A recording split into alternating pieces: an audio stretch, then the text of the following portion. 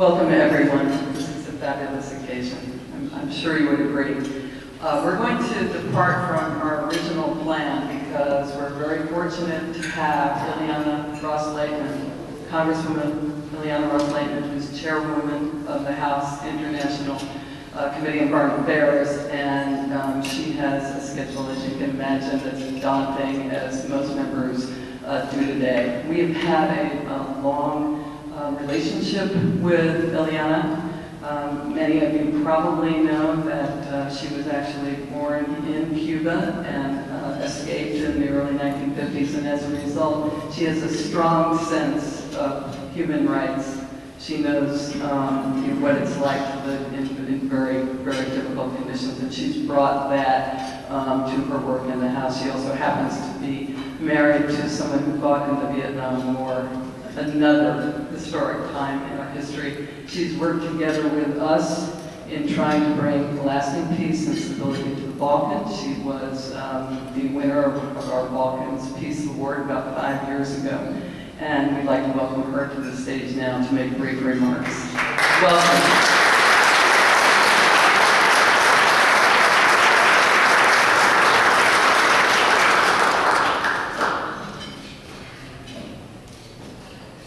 Joe and Shirley are a power couple, are they not? My golly, give them my hand. And they're so gracious and accommodating my schedule. My dad's elderly and in not the best health, so I'm going to fly home and fly back. But keep them in your prayers. I would be so honored.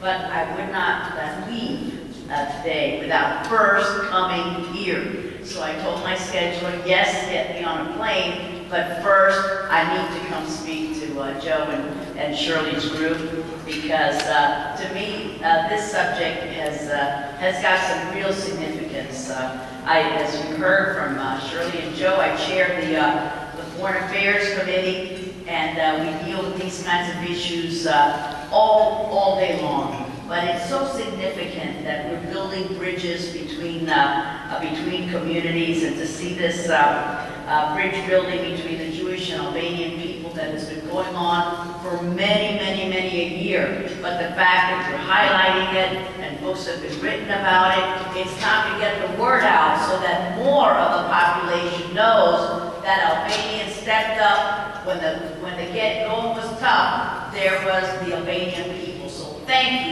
And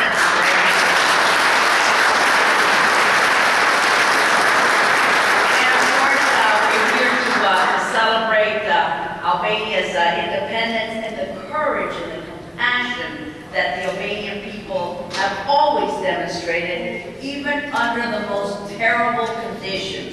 And I must point out before I continue that my colleague, I served with Connie Morella for many a year in the United States Congress. Connie, Ambassador Morella.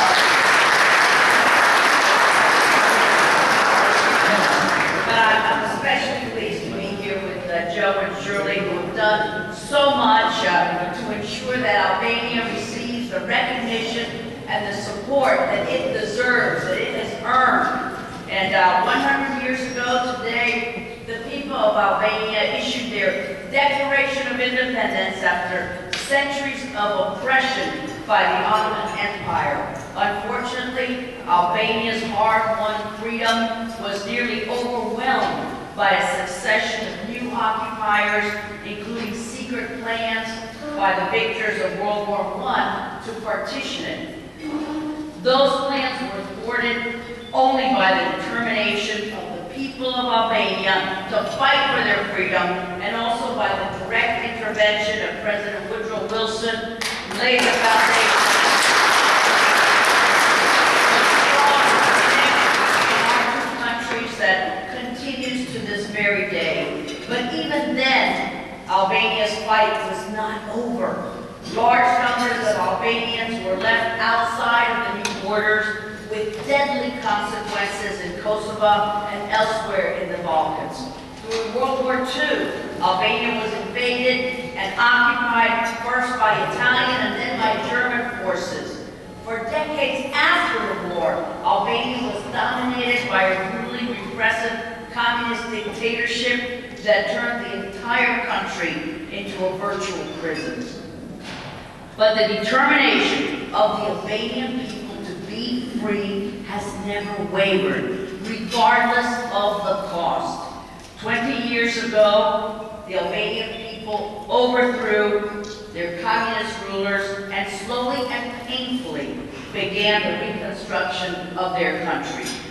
Who would have believed that Albanians would so quickly have become a democracy, a full member of NATO, and a strong ally of the United States?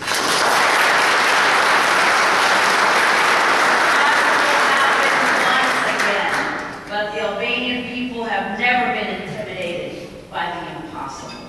Even as it suffered under a brutal occupation, Albania became one of the handful of places in Europe in World War II that sheltered Jews from their own country, as well as from other lands, thereby saving them from certain death at the hands of the Nazis. It takes great bravery to defend oneself and one's family against seemingly overwhelming force, but even more to act on behalf of one's countrymen and other families. To shelter complete strangers at such a terrible risk? Imagine the courage that it took, the compassion and the humanity that it took. And that is virtually unheard of. And it places the Albanian people in a very rare category indeed. And this little-known story of courage and compassion has never received the broader recognition that it deserves, which is why today's event is so welcome and so important. And that is why I am honored and privileged to be here today to celebrate with you the endurance of the remarkable people and the example that you have set for the world. But Albania's struggle is not yet over. For the partitions of its land, the people continue to have deadly consequences for the region, including Kosovo. She will need allies to overcome the enormous obstacles that she confronts. And that is why I will continue to work in Congress to strengthen the U.S. alliance with Albania and to ensure that the Albanian people will never again face the world alone. For I am proud to call myself a friend of this heroic people.